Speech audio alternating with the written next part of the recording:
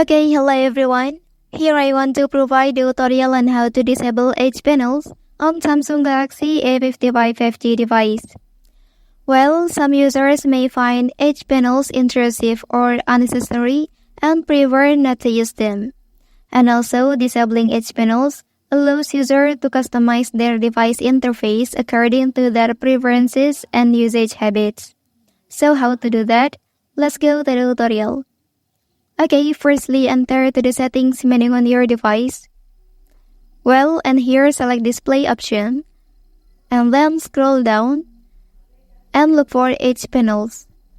Okay, lastly turn it off like this. Well, that's the tutorial on how to disable edge panels on Samsung Galaxy A55 5G device. If you are helped by this video, don't forget to like and subscribe to get other information from this channel. Thank you.